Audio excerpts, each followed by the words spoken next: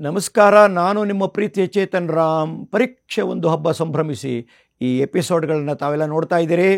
ನಮಗೆ ತುಂಬ ಸಂತೋಷ ಆಗಿದೆ. ಯಾಕೆ ಹೇಳಿ? ನಿಮಗೆ ಸಂತೋಷ ಆಗಿದೆಯಲ್ಲ. ಈ ಬಾರಿ ಪರೀಕ್ಷೆನ ಸಂತೋಷವಾಗಿ ಎದುರಿಸ್ತೀನಿ ಅಂತ ನಿರ್ಧಾರ ತಗೊಂಡ್ರಲ್ಲ. ಎಷ್ಟೊಂದು ಹೊಸ ಹೊಸ ವಿಚಾರಗಳನ್ನು ಪರೀಕ್ಷೆ ಬಗ್ಗೆ, ಅಧ್ಯಯನದ ಬಗ್ಗೆ ತಿಳ್ಕೊಂಡ್ರಲ್ಲ. ನಿಮ್ಮ ಜ್ಞಾನ ಜಾಸ್ತಿಯಾಗಿ ನಿಮ್ಮ ಅಂಕ ಜಾಸ್ತಿ ಆದರೆ ನಮಗೆ ಸಂತೋಷ ಅಲ್ವಾ? ಅದಕ್ಕಾಗೇ ಈ ಕಾರ್ಯಕ್ರಮ ಅಲ್ವಾ? ಅದಕ್ಕಾಗೇ ಈ ರೀತಿಯ ಕಾರ್ಯಕ್ರಮಗಳನ್ನ ಮಾಡ್ತಾ ಇದ್ದೀವಿ. ಚೆನ್ನಾಗಿ ಕೇಳಿ. ಈಗ ನಾವು ಆರೋಗ್ಯ ಆಹಾರನ ನೋಡಿದ್ವಿ. ಮುಂದೆ ಹೀಗೆ ಹೋಗ್ತಾ ಇದ್ದೀರಿ. ಎಲ್ಲ ರೀತಿಯಲ್ಲೂ ಚೆನ್ನಾಗಿ ನಡೀತಾ ಇದೆ. ಚಿಕ್ಕ ಚಿಕ್ಕದಾಗಿ ಓದಿ, ಚಿಕ್ಕ ಚಿಕ್ಕದಾಗಿ ಬರೆದು, ಚಿಕ್ಕ ಚಿಕ್ಕದಾಗಿ ರೆಸ್ಟ್ ತೊಗೊಂಡು, ಆರೋಗ್ಯ ಆಹಾರ ನೋಡಿಕೊಂಡು ಎಲ್ಲ ಆಗ್ತಾ ಇದೆ. ಪಾಯಿಂಟ್ಸನ್ನ ಓದ್ತಾ ಇದ್ದೀರಿ. ಬೇಕಾದ ಕಡೆಗೆ ಟೆಕ್ಸ್ಟ್ ಬುಕ್ಕು ಮತ್ತು ನೋಟ್ಸನ್ನು ರೆಫರ್ ಮಾಡ್ತಾ ಇದ್ದೀರಿ. ಹೀಗೆ ಹೋಗ್ತಾ ಇದೆ. ಪರೀಕ್ಷೆಗೆ 3 ದಿನವಿದೆ. 4ನೇ ದಿನದವರೆಗೂ ಹೆಂಗೆ ನಡೀತಿತ್ತು ಹಾಗೆ ನಡೀತಿದೆ. ಚಿಕ್ಕ ಚಿಕ್ಕದಾಗಿ ಓದಿ, ಚಿಕ್ಕ ಚಿಕ್ಕದಾಗಿ ಬರೆದು, ಚಿಕ್ಕ ಚಿಕ್ಕದಾಗಿ ರೆಸ್ಟ್ ತೊಗೊಂಡು. ಆದರೆ 3 ದಿನವಿರುವಾಗ ಇದು ಮೊದಲನೇ ಪರೀಕ್ಷೆ. ಈ 3 ದಿನ ಇದೆ. ಈಗೇನು ಮಾಡಬೇಕೀಗ ಕೇಳಿಸ್ಕೊಳ್ಳಿ. ಇದು ಕನ್ನಡ ಮೊದಲನೇ ಪರೀಕ್ಷೆ. 3 ದಿನ ಮುಂಚೆ ಸರ್ ಕನ್ನಡ ಸುಲಭ, ನನಗೆ ಮ್ಯಾಥಮೆಟಿಕ್ಸಿಗೆ ಟೈಮ್ ಬೇಕಾಗಿತ್ತು, ಅದರಿಂದ ಇದು 1 ದಿನ 2 ದಿನ ಮ್ಯಾಥಮೆಟಿಕ್ಸ್ ಮಾಡಿಬಿಡ್ತೀನಿ, ಸೈನ್ಸ್ ಓದ್ಬಿಡ್ತೀನಿ. ಕೂಡದು, ಬೇಡ, ತಪ್ಪು.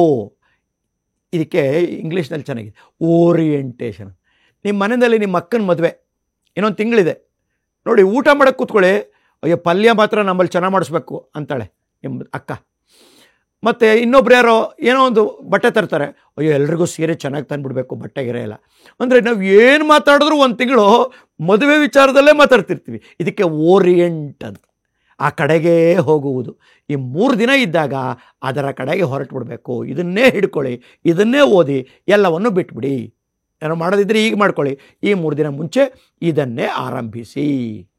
ಆಯಿತು. ನೆಕ್ಸ್ಟ್ ಮುಂದಕ್ಕೆ ನೋಡಿ. ಈಗ ಪರೀಕ್ಷೆ ಹೋಗ್ತಾ ಇದ್ದೀನಿ. ಕೊನೆಯ ಎಕ್ಸಾಮ್ ಮುಗಿಸೋದೇ ನಮ್ಮ ಕೆಲಸ. ಎಲ್ಲ ಗಮನ ಇಟ್ಟು ಕೇಳಬೇಕು, ಸೂತ್ರಗಳನ್ನು ಫಾಲೋ ಮಾಡಬೇಕು. ಎಲ್ಲಿಗೆ ಹೋಗ್ತೀನೋ ಅಲ್ಲಿಗೆ ಬನ್ನಿ, ಅಲ್ಲೊಂದು ಸೂತ್ರ ಹೇಳ್ತೀನಿ, ಆ ಸೂತ್ರನ ಸರಿ ಫಾಲೋ ಮಾಡಬೇಕು, ಮುಂದಕ್ಕೆ ಹೋಗಬೇಕು, ಹೆಚ್ಚು ಅಂಕ ಸಿಗುತ್ತೆ. ಆಯಿತಾ?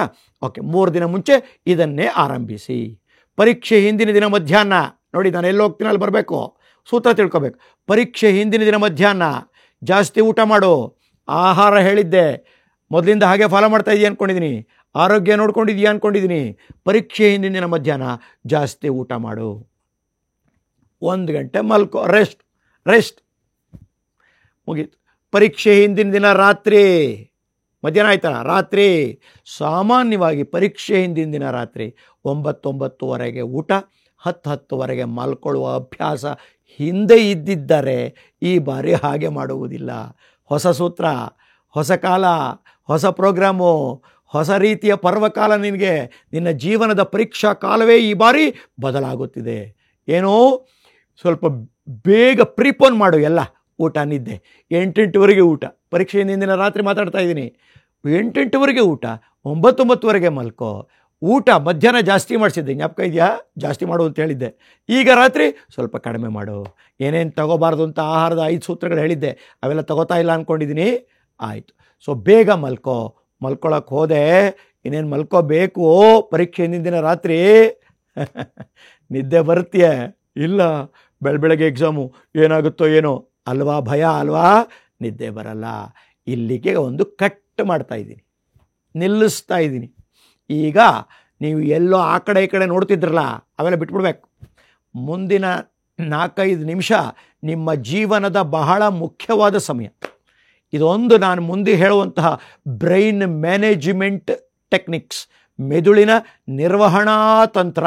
ಇದು ಒಂದು ತಿಳ್ಕೊಂಬಿಟ್ರೆ ಈ ಬಾರಿ ಪರೀಕ್ಷೆ ಹಬ್ಬ ಎಲ್ಲರೂ ಸಂತೋಷದಿಂದ ಪರೀಕ್ಷೆಗೆ ಹೋಗ್ಬೋದು, ಖುಷಿಯಾಗಿ ನಗ್ನಗ್ತಾ ಹೋಗ್ಬೋದು, ಚೆನ್ನಾಗಿ ಮಾರ್ಕ್ಸ್ ಬರುತ್ತೆ. ಸರ್ ಅದೇನು ಸರ್ ಅದು ಬ್ರೈನ್ ಮ್ಯಾನೇಜ್ಮೆಂಟ್ ಟೆಕ್ನಿಕ್? ಲಕ್ಷ ಮಕ್ಕಳಿಗೆ ಇದನ್ನು ಕೊಟ್ಟಿದ್ದೀನಿ. ಇವತ್ತು ನೀವು ಕೇಳ್ತಾ ಇದ್ದೀರಿ. ಈ ಬಾರಿ ಇದನ್ನು ನೀವು ಫಾಲೋ ಮಾಡಬೇಕು. ಶುರು ಮಾಡಲಾ? ಕೇಳಿಸ್ಕೊಳ್ಳಿ, ನನ್ನೇ ನೋಡ್ತಾ ಇರಬೇಕು. ಭಾಳ ಚೆನ್ನಾಗಿದೆ ಅಲ್ವಾ ಈ ಕಾರ್ಯಕ್ರಮ? ಮೆದುಳಿನ ನಿರ್ವಹಣಾ ತಂತ್ರಗಳು, ಬ್ರೈನ್ ಮ್ಯಾನೇಜ್ಮೆಂಟ್ ಟೆಕ್ನಿಕ್. ಪರೀಕ್ಷೆನ ಹಬ್ಬ ಅಂತ ಸ್ವೀಕರಿಸೋದಕ್ಕೆ ಅದ್ಭುತವಾದ ವಿಷಯ. ಶುರು ಮಾಡಲಾ? ನೋಡಿ, ಯಾವುದೇ ಪರೀಕ್ಷೆ ಅಂದರೆ ಏನು 3 ಕೆಲಸ ಇದೆ. ಪರೀಕ್ಷೆ ಅಂದರೆ 3 ಕೆಲಸ. 1 ಕೇಳಿ, ಓದಿ, ಬರೆದು, ಕ್ಲಾಸ್ಗೆ ಹೋಗಿ, ತಿಳ್ಕೊಂಡು, ಪಾಠ ಕೇಳಿ, ಎಲ್ಲನೂ ಪಂಚೇಂದ್ರಿಯಗಳಿಂದ, ಕಣ್ಣು, ಕಿವಿ, ಮೂಗು, ನಾಲಿಗೆ, ಚರ್ಮ 5ರಿಂದಲೂ ಎಳ್ಕೊಂಡು ಬ್ರೈನಲ್ಲಿ ನ್ಯೂರಾನ್ಸ್, ಬ್ರೈನ್ ಸೆಲ್ಲು, ನ್ಯೂರಾನ್ಗಳನ್ನೆಲ್ಲ ಇಟ್ಕೊಂಡಿರ್ತೀಯ. ಅದರ ಹೆಸರೇನು ಹೇಳಿ? ಜ್ಞಾನ, ವಿಷಯ, ಮಾಹಿತಿ, ಅರಿವು, ನಾಲೆಡ್ಜ್, ಇನ್ಫಾರ್ಮೇಷನ್ ಬಿಟ್ಸ್ ಇಟ್ಕೊಂಡಿರ್ತೀವಿ. ಎಲ್ಲಿರುತ್ತದು? ನ್ಯೂರಾನ್ಗಳಲ್ಲಿರುತ್ತೆ. ಇದೇ ಮೊದಲನೇ ಕ್ರಿಯೆ, ಏನೇನೇನೋ ಮಾಡಿ ಇಟ್ಕೊಳ್ಳೋದು. ಇದರ ಹೆಸರೇನು? ಶೇಖರಣೆ, ಸ್ಟೋರಿಂಗ್ ಆಫ್ ದ ನಾಲೆಡ್ಜ್. ಎರಡನೇದು, ಪರೀಕ್ಷೆಗೆ ಹೋದಾಗ ಏನು ಮಾಡಬೇಕದು? ಹೊರಗಡೆ ಬರಬೇಕು. ಇದೇ ಎರಡನೇ ಕ್ರಿಯೆ. ಒಳಗಡೆ ಇತ್ತಲ್ಲ, ಹೊರಗಡೆ ಬರಬೇಕು. ಇದು ಎರಡನೇ ಕ್ರಿಯೆ. ಮೂರನೇ ಕ್ರಿಯೆ, ಹೊರಗಡೆ ಬರ್ತಿದ್ದಂಗೆ ಯಾರಾದರೂ ಹಿಡಿದು ಆ ವಿಷಯನ ಎಳೆದು ಬರೆದು ಬಿಡಬೇಕು. ನೋಡಿದ್ರ? ಮೂರೇ ಬರೆದು ಬಿಟ್ರಲ್ಲ, ಮುಗಿದೋಯ್ತು, ಮಾರ್ಕ್ಸ್ ಬಂತು. ಮೂರೇ ಕ್ರಿಯೆ: ಶೇಖರಣೆ, ಹೊರಗೆ ಬರುವುದು, ಬರೆಯುವುದು, ಎಳೆದು ಬರೆಯೋದು. ಈಗ ನೋಡೋಣ ಮುಂದಕ್ಕೆ ಹೀಗೆ ನಡೀತಾ ಇದೆಯಾ ಅಂತ ನೋಡೋಣ. ಯಾಕೆ ನಿಮಗೆ ಕಡಿಮೆ ಮಾರ್ಕ್ಸ್ ಬರ್ತಾ ಇದೆ ನೋಡೋಣ. ಮೊದಲನೇ ಕ್ರಿಯೆ ಏನು? ಕೇಳಿ, ಓದಿ, ಮಾಡಿ ಇಟ್ಕೊಳ್ಳೋದು. ಈ ದಡ್ಡ ಜಾಣ ಯಾರೂ ಇಲ್ಲ. ಹಲೋ, ಫೇಲು, ಪಾಸು, 0ಇಂದ 100ರವರೆಗೆ ಮಾರ್ಕ್ಸು ಅವೆಲ್ಲ ಬಿಟ್ಬಿಡಿ, ಅದಕ್ಕೆ ಆಮೇಲೆ ಮಾತಾಡೋಣ. ಫೇಲಾಗೋನು, ದಡ್ಡ ಅಂತ ನೀವು ಹೇಳೋನು, 30 ಬರೋನು, 10 ಬರೋನು, ಖಾಲಿ ಪೇಪರ್ ಕೊಡೋರು, ಅವರೂ ಶಾಲೆಗೆ ಬಂದಿದ್ದರು, ಬ್ರೈನ್ ಇದೆ, ಒಳ್ಳೆಯ ಅಪ್ಪ ಅಮ್ಮ, ಮನುಷ್ಯರು. 9ನೇ ಕ್ಲಾಸ್ ಪಾಸಾಗಿ 10, 7ನೇ ಕ್ಲಾಸ್ ಪಾಸಾಗಿ 8, ಶಾಲೆಗೆ ಬಂದಿದ್ದಾರೆ. ಮೇಟ್ರ್ ಅವ್ರಿಗೂ ಪಾಠ ಮಾಡಿದ್ದಾರೆ, ಅವ್ರ ಹತ್ರ ಟೆಕ್ಸ್ಟ್ ಬುಕ್ ಇತ್ತು, ಅವ್ರ ಹತ್ರ ನೋಟ್ಸ್ ಇದೆ, ಅವರು ಎಲ್ಲ ಜಾಣರು. ಎಲ್ಲರಿಗೂ ಕೇಳಿಸ್ಕೊಳ್ಳಿ, ಎಲ್ಲರಿಗೂ ಎಲ್ಲವೂ ಇಲ್ಲಿಯವರೆಗೂ ಸಮ. ಇನ್ನೊಂದ್ಸಲ ಹೇಳ್ತೀನಿ, ಕೇಳಿಸ್ಕೊಳ್ಳಿ. For everybody everything till the stage is same. ಎಲ್ಲರಿಗೂ ಎಲ್ಲವೂ ಇಲ್ಲಿಯವರೆಗೂ ಸಮ. ದಡ್ಡ ಜಾಣ ಇಲ್ಲ. ಫೇಲ್ ಆಗೋನು ಕ್ಲಾಸಿಗೆ ಬಂದಿದ್ದಲ್ಲ, ಫೇಲ್ ಆಗೋನಿಗೂ ಬ್ರೈನ್ ಇದೆಯಲ್ಲ, ಫೇಲ್ ಆಗೋನಿಗೂ ಟೆಕ್ಸ್ಟ್ ಬುಕ್ ಇತ್ತಲ್ಲ, ಫೇಲ್ ಆಗೋನು ಪಾಠ ಕೇಳಿದಲ್ಲ. ಅಲ್ಲಿ ಅರ್ಥ ಮಾಡ್ಕೊಳ್ಳಿ, ಇಲ್ಲಿದೆ. ಅಲ್ಲಿಗೆ ಮೊದಲನೇ ಪ್ರಾಬ್ಲಮ್ ಯಾರಿಗೂ ಇಲ್ಲ. ಸರ್ ಯಾಕೋ ಬರೀಲಿಲ್ಲ? ನಂಗೆ ಗೊತ್ತಿರಲಿಲ್ಲ ಸರ್. ಸುಳ್ಳು. ಯಾಕೋ ಬರೀಲಿಲ್ಲ? ದಡ್ಡ. ಸುಳ್ಳು. ಯಾಕೋ ಬರಲಿಲ್ಲ? ನಂಗೆ ಗೊತ್ತಿಲ್ಲ. ಸುಳ್ಳು. ಎಲ್ಲರಿಗೂ ಎಲ್ಲವೂ ಇಲ್ಲಿಯವರೆಗೂ ಇದೆ. ಅಲ್ಲಿಗೆ ದಡ್ಡ ಜಾಣ ಯಾರೂ ಭೂಮಿ ಮೇಲೆ ಇಲ್ಲ. ಮೊದಲನೇದು 100ಕ್ಕೆ 100 ಆಯಿತು, ಪಾಸ್. ಮೂರನೇದು ನೋಡೋಣ. ಹೊರಗಡೆ ಬಂದುಬಿಟ್ರೆ ಆನ್ಸರು ಹಿಡಿದು ಹೇಳೋದು ಬರೆಯೋಕ್ಕೆ ಕೈ ಕಾಯ್ತಾ ಇದೆ, ಬೆರಳುಗಳು ಕಾಯ್ತಾ ಇದ್ದಾರೆ, ಪೇಪರು, ಪೆನ್ನು, ಪೆನ್ಸಿಲ್ಲು, ಕೈ ಕಾಯ್ತಾ ಇದ್ದಾರೆ. ಹೊರಗಡೆ ಬರ್ತಿದ್ದಂಗೆ ಹಿಡಿದು ಎಳೆದು ಬರೆದುಬಿಟ್ಟೆ. ಎಲ್ರಿಗೂ ಕೈ ಇದೆ, ಎಲ್ರಿಗೂ ಪೇಪರ್ ಇದೆ, ಎಲ್ಲತನ ಪೆನ್ ಇದೆ, ಎಲ್ಲತನ ಪೆನ್ಸಿಲ್ ಇದೆ. ಅಲ್ಲಿಗೆ ಮೂರನೇದು ಪ್ರಾಬ್ಲಮ್ ಇಲ್ಲ. ಸರ್ ಮತ್ತು ನಂಗೆ ಮಾರ್ಕ್ಸ್ ಕಮ್ಮಿ, ನಾ ಬರೀಲೇ ಇಲ್ಲ. ಯಾಕೆ? 0ಇಂದ 100ರವರೆಗೆ ಏಕೆ ಅಂಕ ವ್ಯತ್ಯಾಸ? ಏಕೆ ಫೇಲು ಪಾಸು? ಏಕೆಂದರೆ ಎರಡನೇ ಸಮಸ್ಯೆ ಒಳಗಿತ್ತಲ್ಲ, ಅದು ಹೊರಗೆ ಬರ್ತಾ ಇಲ್ಲ. ಇದೆ ಬರ್ತಾ ಇಲ್ಲ. ಹೌದು ಸರ್, ಕರೆಕ್ಟು. ಯಾಕೆ ಬರ್ತಾ ಇಲ್ಲ ನೋಡಿ? ಹೊರಗೆ ಬಂದುಬಿಟ್ರೆ ಚೆನ್ನಾಗಿರೋದು. ಅಲ್ಲಿಗೆ ಹೊರಗೆ ಬರೋಕ್ಕೆ ಏನಾಗಬೇಕು? ಒಳಗಡೆ ಇದೆ, ಹೊರಗೆ ಬರೋಕ್ಕೆ ಏನಾಗಬೇಕು? ಬ್ರೈನ್ ಓಪನ್ ಆಗಬೇಕು. Sir correct. Sir brain open ಮಾಡಿಬಿಟ್ರೆ ಹೊರ ಬಂತು. ಸರ್ ಮತ್ತು ಬ್ರೈನ್ ಓಪನ್ ಮಾಡೋದು ಹೆಂಗೆ? ನನಗೂ ಗೊತ್ತಿಲ್ಲ. How brain opens I also do not know. ಮೆದುಳನ್ನು ಹೇಗೆ ಓಪನ್ ಮಾಡೋದು ನನಗೂ ಗೊತ್ತಿಲ್ಲ. ಆದರೆ ಮೆದುಳು ಯಾವಾಗ ಓಪನ್ ಆಗುತ್ತೆ ಅಂತ ನಂಗೆ ಗೊತ್ತು. ಸರ್ ಯಾವಾಗ ಓಪನ್ ಆಗುತ್ತೆ ಸರ್? ಕೇಳಿಸ್ಕೊಳ್ಳಿ. ಜಗತ್ತಿನ ಯಾವುದೇ ಸಂದರ್ಭದ, ಯಾವುದೇ ಕಾಲದ, ಯಾವುದೇ ಯುಗದ, ಯಾವುದೇ ಸಮಾಜದಲ್ಲಿ 1% ಜನ ಯಶಸ್ವಿ ವ್ಯಕ್ತಿಗಳು, ಜಾಣರು, ದೊಡ್ಡ ಮನುಷ್ಯರು, ಯಶಸ್ವಿ ವ್ಯಕ್ತಿಗಳು, ಎಲ್ಲ ಕೆಲಸ ಮಾಡೋರು, ಅವ್ರಿಗೆ ಬೆಲೆ ಜಾಸ್ತಿ. ಇನ್ನು 99% ಜನ ಪ್ರಾಣಿಗಳ ಥರ ಬಂದರು, ಇದ್ರು, ತಿಂದರು, ಸತ್ರು, ಹೋದರು. 1% ಜನ ದೊಡ್ಡ. ನೋಡಿ, ನಿಮ್ಮ ಪಕ್ಕದ ಹುಡುಗ 100 ಜನದಲ್ಲಿ ನಿಮ್ಮಲ್ಲಿ ಒಬ್ಬ ರ್ಯಾಂಕು, 1000 ಜನದಲ್ಲಿ ಒಬ್ಬ ರ್ಯಾಂಕು. 8.5 ಲಕ್ಷ ಜನ 10ನೇ ಕ್ಲಾಸ್ ಸ್ಟೇಟ್ ಸಿಲೆಬಸ್ ತಗೋತಾರೆ. 10ನೇ ಕ್ಲಾಸ್ ರಾಜ್ಯದಲ್ಲಿ. ಹೋದ ವರ್ಷ ಒಬ್ಬಳೇ ಹುಡುಗಿ, ಬಾಗಲಕೋಟೆ ಹುಡುಗಿ, 625ಕ್ಕೆ 625. ನೋಡಿದ್ರ? 8.5 ಲಕ್ಷಕ್ಕೆ ಒಬ್ಬ. ಅಲ್ಲಿಗೆ 1% ಅಷ್ಟೇ ಸ್ವಲ್ಪ ಜಾಸ್ತಿ ಚೆನ್ನಾಗಿ. ಎಲ್ಲರೂ ಅಷ್ಟೇ ದೊಡ್ಡ ಮನುಷ್ಯರು. ಸಚಿನ್ ತೆಂಡೂಲ್ಕರ್ ಒಬ್ಬನೇ, ಕೊಹ್ಲಿ ಒಬ್ಬನೇ ಅಲ್ವಾ? ಒಬ್ಬೊಬ್ಬರೇ ಎಲ್ಲ ದೊಡ್ಡ ದೊಡ್ಡ ಮನುಷ್ಯರು. 1% ಅಂತ ಇಟ್ಕೊಳ್ಳಿ ಯಾವುದೇ ಸಮಾಜದ ಯಾವುದೇ ಜನಸಂಖ್ಯೆಯಲ್ಲಿ. ಹಾಗಾದರೆ ಇವರೆಲ್ಲ ಯಾಕೆ ದೊಡ್ಡ ಮನುಷ್ಯರಾದರು? ಅವನೇ ಯಾಕೆ ರ್ಯಾಂಕ್ ಬಂದ? ಅವನೇ ಚೀಫ್ ಮಿನಿಸ್ಟರ್ ಆದರು? ಅವನೇ ಬಿಸ್ನೆಸ್ಸಲ್ಲಿ ಯಶಸ್ವಿ ಆದ? ಇವನೇ ಯಾಕೆ ಹೀಗಾದ? ಅವ್ನಿಗೆ ಯಾಕೆ ಕೆಲಸ ಸಿಕ್ತು? ಅವನೇ ಯಾಕೆ? ಆ 1% ಅಲ್ಲ, ಈ ಬ್ರೈನನ್ನು ಓಪನ್ ಮಾಡ್ತಾರೆ. ನೀನು ಬ್ರೈನ್ ಓಪನ್ ಮಾಡು, ನೀನು ರ್ಯಾಂಕ್ ಬಾ. ನೀನು ಬ್ರೈನ್ ಓಪನ್ ಮಾಡು, ನೀನು ದೊಡ್ಡ ಮನುಷ್ಯ ಆಗು. ಸರ್ ಹಾಗಾದರೆ ಬ್ರೈನ್ ಯಾವಾಗ ಓಪನ್ ಆಗುತ್ತೆ ಹೇಳಿ ಸರ್? ಕೇಳಿಸ್ಕೊಳ್ಳಿ. ಇದೊಂದು ವಾಕ್ಯ ನೀವು ಮಾಡಿ ದೊಡ್ಡ ಮನುಷ್ಯರಾಗ್ತೀರಿ, ರ್ಯಾಂಕ್ ಬರ್ತೀರಿ, ಜಾಣರಾಗ್ತೀರಿ. ಕೇಳಿಸ್ಕೊಳ್ಳಿಲ್ಲ? ಫಸ್ಟ್ವಾಗಿ ಕೇಳಿಸ್ಕೋಬೇಕು. ಇದೊಂದೇ ವಾಕ್ಯ ಈ ಕಾರ್ಯಕ್ರಮದಿಂದ ಈ ಬಾರಿ ತಿಳ್ಕೊತಾ ಇದ್ದೀರಿ. ನಿಮ್ಮ ಲೈಫ್ ಬದಲಾಯಿತು ಈ ಕ್ಷಣದಿಂದ. ಕೇಳಿಸ್ಕೊಳ್ಳಿ. ನೀನು ಖುಷಿಯಾಗಿದ್ದರೆ, ಆನಂದವಾಗಿದ್ದರೆ, ಧೈರ್ಯವಾಗಿದ್ದರೆ, ಪಾಸಿಟಿವ್ ಆಗಿದ್ದರೆ, ಸ್ಯಾಡ್ ಬ್ಯಾಡ್ ಫೀಲಿಂಗ್ ಕಡಿಮೆ ಇದ್ದರೆ, ಸ್ಟ್ರೆಸ್ಸು, ಸ್ಟ್ರೈನು, ಟೆನ್ಷನ್ನು, ಪ್ರೆಷರು, ಆತಂಕ, ಭಯ, ಉದ್ವೇಗ ಕಡಿಮೆ ಇದ್ದರೆ ಮೆದುಳು ಓಪನ್ ಆಗುತ್ತೆ. ಹೆದರ್ಕೊಂಡ್ಬಿಟ್ರೆ, ಅಯ್ಯೋ ಅಂತಿದ್ರೆ, ಅಳ್ತಾ ಇದ್ದರೆ, ಸ್ಯಾಡ್ ಬ್ಯಾಡ್ ಫೀಲಿಂಗ್ ಜಾಸ್ತಿ ಇದ್ದರೆ, ಸ್ಟ್ರೆಸ್ಸು, ಸ್ಟ್ರೈನು, ಟೆನ್ಷನ್ನು, ಪ್ರೆಷರು, ಆತಂಕ, ಭಯ, ಉದ್ವೇಗ ಜಾಸ್ತಿ ಇದ್ದರೆ ಬ್ರೈನ್ ಕ್ಲೋಸ್ ಆಗಿಬಿಡುತ್ತೆ. ಸಾರ್, ನಗ್ನಗ್ತಾ ಖುಷಿಯಾಗಿ ಧೈರ್ಯವಾಗಿ ಇದ್ದರೆ ಬ್ರೈನ್ ಓಪನ್ ಆಗುತ್ತೆ, ಹೊರಗೆ ಬರುತ್ತೆ, ಬರೆದು ಬಿಡ್ತೀವಿ, ಮಾರ್ಕ್ಸ್ ಬರುತ್ತೆ. Correct sir. ಹೆದರ್ಕೊಂಡ್ಬಿಟ್ರೆ, ಅಳ್ತಾ ಇದ್ದರೆ, ಬೇಸರದಲ್ಲಿದ್ದರೆ, ದುಃಖದಲ್ಲಿದ್ದರೆ, ಧೈರ್ಯ ಇಲ್ಲದೆ ಇದ್ದರೆ ಬ್ರೈನ್ ಕ್ಲೋಸ್ ಆಗಿಬಿಡುತ್ತೆ, ಓದಿರೋದು ಹೊರಗೆ ಬರಲ್ಲ, ಬರೆಯೋಕ್ಕಾಗಲ್ಲ, ಕಡಿಮೆ ಮಾರ್ಕ್ಸ್ ಬರುತ್ತೆ. Correct sir. ಭಾಳ ಸಂತೋಷ ಆಗ್ತಾಯಿದೆ ಸರ್ ಈ ಕಾರ್ಯಕ್ರಮ ನೋಡಿ. ನೀವು ಮೆದುಳು ಓಪನ್ ಆಗೋದನ್ನು ಹೇಳ್ಕೊಟ್ರಿ. ಈ ಬಾರಿ ನಾನು ಜಾಸ್ತಿ ಅಂಕ ತೆಗಿತೀನಿ ಸರ್. ಆದರೆ ಜಾಸ್ತಿ ಅಂಕ ತೆಗಿಬೇಕಾದ್ರೆ ಇದು ಥಿಯರಿ, ಬ್ರೈನ್ ಓಪನ್ ಮಾಡಬೇಕು, ಸಂತೋಷವಾಗಿರಬೇಕು. ಅದಕ್ಕೊಂದು ಸೂತ್ರ ಬೇಕಲ್ಲ. 5 ಸೂತ್ರಗಳನ್ನು ಉಪಯೋಗಿಸು, ಮೆದುಳನ್ನು ಓಪನ್ ಮಾಡು. ಸೂತ್ರ ನಂಬರ್ 1, ಬಿ ಹ್ಯಾಪಿ, ಸಂತೋಷವಾಗಿರು. ಪರೀಕ್ಷೆ ಯುದ್ಧ ಅಲ್ಲ. ಯುದ್ಧ ಅಂದರೆ ಏನು ಹೇಳು? ಸಾವು, ನೋವು, ರಕ್ತ, ಹಿಂಸೆ, ಭಯ, ಬೀಭತ್ಸ, ಕಾಲಿಲ್ಲ, ಕೈ ಇಲ್ಲ, ತಲೆನೇ ಇಲ್ಲ, ಶಿವನ ಪಾದ ಸೇರ್ಕೊಂಡ, ಹೋಗಿದ್ದ ಹಂಗೆ ಹೋಗ್ಬಿಟ್ಟ, ಇದೆಲ್ಲ ಯುದ್ಧ. ಪರೀಕ್ಷೆ ಯುದ್ಧ ಅಲ್ಲ. Exam is not A battle field, exam is not A war, exam is A festival.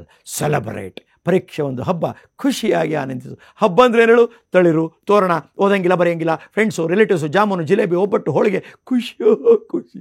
ಪರೀಕ್ಷೆ ಒಂದು ಹಬ್ಬ, ಸಂಭ್ರಮಿಸಿ, ಖುಷಿಯಾಗಿರು, ನಗ್ತೇನೆ. ಹಬ್ಬ ಅಂದರೆ ಖುಷಿ ಅಲ್ವಾ? ಹಬ್ಬ. So rule number 1, be happy, ಸಂತೋಷವಾಗಿರು. ರೂಲ್ ನಂಬರ್ 2, ಬಿ ಪಾಸಿಟಿವ್, ಸಕಾರಾತ್ಮಕವಾಗಿ ಯೋಚನೆ ಮಾಡು. ನಾನು ಜಾಣ, ನಾನು ಓದಿದ್ದೇನೆ, ನಾನಲ್ಲದೆ ಇನ್ಯಾರು, ಈಗಲ್ಲದೆ ಇನ್ಯಾವಾಗ, ಇಲ್ಲಲ್ಲದೆ ಇನ್ನೆಲ್ಲಿ, ನೋಡ್ತಾ ಇರು, ಮಾಡ್ತೀನಿ. ನಿನ್ನ ಬಗ್ಗೆ ನಿನಗೆ ಅವ್ರು ಯಾರೋ ಬರ್ತಾರೆ, ಪರೀಕ್ಷೆ ಹತ್ರ ಬರ್ದು, ಪರೀಕ್ಷೆ ಬಂತು ಕಣೆ, ನೀನು ಬರಲಿ ಬಿಡೆ ಅನ್ಬೇಕು. ಪರೀಕ್ಷೆ ನಿನ್ನನ್ನು ಹೆದರಿಸಬಾರದು, ನೀನೇ ಪರೀಕ್ಷೆಯನ್ನು ಹೆದರಿಸಿ ಬಿಡಬೇಕು. ಪರೀಕ್ಷೆಗೆ ಕರಿಬೇಕು ನೀನೇ. ಒಂದು ಡ್ರಾಯಿಂಗ್ ಶೀಟ್ ತೊಗೊಂಬಿಡಿ, ಪರೀಕ್ಷಾ ಕೊಠಡಿದು ಬಿಲ್ಡಿಂಗ್ದು ಚಿತ್ರ ಬರೆದ್ಬಿಡು, ಎಕ್ಸಾಮಿನೇಷನ್ ಹಾಲ್ ಅಂತ ಬರೆದ್ಬಿಡು, ಅಥವಾ ಎಕ್ಸಾಮ್ ಬಿಲ್ಡಿಂಗ್ ಅಂತ ಬರೆದ್ಬಿಡು, ನೇತು ಹಾಕ್ಬಿಡು, ಹ್ಯಾಂಗ್ ಇಟ್ ನಿನ್ನ ರೂಮ್ನಲ್ಲಿ, ಓದೋ ರೂಮ್ನಲ್ಲಿ. ದಿನಕ್ಕೆ 2 ಸಲ 3 ಸಲ ಅದನ್ನು ನೋಡ್ತಾ ಡೈಲಾಗ್ ಹೊಡಿ. ಹೀರೋ ಫಿಲಮಲ್ಲಿ ಡೈಲಾಗ್ ಹೊಡಿತಾರಲ್ಲ, ಹಂಗೆ ಡೈಲಾಗ್ ಹೊಡಿ. ಬಾರೋ, ಬಾರೋ, ಏನು ಮಾಡೋಂಗಿದೆಯಾ, ಬಾರೋ. ಪರೀಕ್ಷೆ ನಿನ್ನನ್ನು ಹೆದರಿಸಬಾರದು, ನೀನೇ ಪರೀಕ್ಷೆಯನ್ನು ಹೆದರಿಸಿ ಬಿಡಬೇಕು. ರೂಲ್ ನಂಬರ್ 1, ಬಿ ಹ್ಯಾಪಿ, ಸಂತೋಷವಾಗಿರು. ಏನು ಮಾತಾಡ್ತಾ ಇದ್ದೀನಿ? ಬ್ರೈನ್ ಮ್ಯಾನೇಜ್ಮೆಂಟ್ ಟೆಕ್ನಿಕ್, ಮೆದುಳಿನ ನಿರ್ವಹಣಾ ತಂತ್ರಗಳು 5 ಸೂತ್ರ ಹೇಳ್ತಾ ಇದ್ದೀನಿ. ರೂಲ್ ನಂಬರ್ 1, ಬಿ ಹ್ಯಾಪಿ, ಸಂತೋಷವಾಗಿರು. ರೂಲ್ ನಂಬರ್ 2, ಬಿ ಪಾಸಿಟಿವ್, ಸಕಾರಾತ್ಮಕವಾಗಿ ಯೋಚಿಸು. ರೂಲ್ ನಂಬರ್ 3, ಎಲ್ಲಿದ್ದೆ ಹೇಳಿ ನೋಡೋಣ? ಮಲ್ಕೋತಾ ಇದ್ದೆ ಹಿಂದಿನ ದಿನ ರಾತ್ರಿ, ನಿದ್ದೆ ಬರುತ್ತಾ? ಹೆದರ್ಕೋಬೇಡಿ, ಸೆಂಡ್ ಪಾಸಿಟಿವ್ ಸಿಗ್ನಲ್ಸ್. ನಾಳೆ ನಾನು ಓದಿರದೆ ಬರುತ್ತೆ, ಚೆನ್ನಾಗಿ ಮಾಡ್ತೀನಿ, ನಾನಲ್ಲದೆ ಇನ್ಯಾರು, ಖಂಡಿತ ಚೆನ್ನಾಗಾಗುತ್ತೆ ಅನ್ನು ಮಲ್ಕೋ. Rule number 4, brain management technique. Rule number 4 ಏನು ಹೇಳಿ? ಪರೀಕ್ಷೆಗೆ 1 ಗಂಟೆಯ ಮುಂಚೆ ನಾನು ಓದುವುದಿಲ್ಲ. ಓದೋದಂತೂ ನಿಲ್ಲಿಸಿದಿರಿ, ಪರೀಕ್ಷೆಗೂ ಹೋಗಲ್ಲ. ನಿರ್ಧಾರ, ಪರೀಕ್ಷೆಗೂ ಹೋಗಲ್ಲ. ಮತ್ತು ಏನು ಮಾಡ್ತೀಯಪ್ಪ? ಮುಂದಿನ ವಾಕ್ಯ ಕೇಳಿ, ನಾನು ಪರೀಕ್ಷೆಗೆ ಹೋಗುವುದಿಲ್ಲ, ನಾನು ಪಿಕ್ನಿಕ್ಕಿಗೆ ಹೋಗುತ್ತೇನೆ. ಪಿಕ್ನಿಕ್ ಈಗ, ಆದರೆ ಈ ಬಾರಿ ಪಿಕ್ನಿಕ್ ಜಾಗ, ಸ್ಪಾಟ್ ಬದಲಾಗಿದೆ. ಎಲ್ಲಿ? ಪರೀಕ್ಷಾ ಹಾಲಲ್ಲಿ, ಪರೀಕ್ಷಾ ಕೊಠಡಿಯಲ್ಲಿ. ಪರೀಕ್ಷೆಯನ್ನು ಹಬ್ಬ ಎಂದು ತಿಳಿದುಕೊಂಡರೆ, ಪರೀಕ್ಷೆಯನ್ನು ಪಿಕ್ನಿಕ್ ಎಂದು ತಿಳಿದುಕೊಂಡರೆ, ಆಟ ಮುಗಿದಂತೆ, ಖುಷಿಯಾದಂತೆ, ಹೊರಗೆ ಬಂದಂತೆ, ಮೆದುಳಿನಿಂದ ಬರದಂತೆ, ಅಂಕ ಬಂದಂತೆ. ಇದೇ ರೂಲ್ ನಂಬರ್ 4. ರೂಲ್ ನಂಬರ್ 5, ಪರೀಕ್ಷೆಗೆ ಹೋಗಿ ಹೊರಟ್ರಿ. ಈಗ ಇಲ್ಲಿಂದ ಪರೀಕ್ಷೆಗೆ ಹೋಗೋಣ, ಬೆಳಗ್ಗೆ ಎದ್ರಿ ನೋಡಿ. ಈಗ 5 ಸೂತ್ರಗಳು ಬ್ರೈನ್ ಮ್ಯಾನೇಜ್ಮೆಂಟ್ ಟೆಕ್ನಿಕ್ ಹೇಳಿದ್ದು. ಈಗ ಮುಂದಕ್ಕೆ ಇದನ್ನೆಲ್ಲ ಇಟ್ಕೊಂಡು ಪರೀಕ್ಷೆಗೆ ಹೋಗಬೇಕಲ್ಲ. ನಾವು ಎಲ್ಲಿದ್ವಿ? ಮಲ್ಕೊಂಡಿದ್ರಿ ಹಿಂದಿನ ದಿನ ರಾತ್ರಿ. ಅಲ್ಲಿಂದ ಮುಂದುವರೆದಂತೆ ಮುಂದಿನ ಎಪಿಸೋಡ್ನಲ್ಲಿ ಹೇಳ್ತೀನಿ. ಈ ಎಪಿಸೋಡ್ನಲ್ಲಿ ಬ್ರೈನ್ ಮ್ಯಾನೇಜ್ಮೆಂಟ್ ಟೆಕ್ನಿಕ್ಕನ್ನು ತಿಳ್ಕೊಂಡ್ರಿ, ಮೆದುಳಿನ ನಿರ್ವಹಣಾ ತಂತ್ರ. ಈ 5 ಸೂತ್ರಗಳನ್ನ ಈ ಬಾರಿ ಉಪಯೋಗಿಸಿ, ನಿಮ್ಮ ಬದುಕು ಬದಲಾಗುತ್ತದೆ. ಒಂದೇ ಮಾತು, ಖುಷಿಯಾಗಿದ್ದರೆ, ಧೈರ್ಯವಾಗಿದ್ದರೆ ಬ್ರೈನ್ ಓಪನ್ ಆಗುತ್ತೆ, ಹೊರಗೆ ಬರುತ್ತೆ.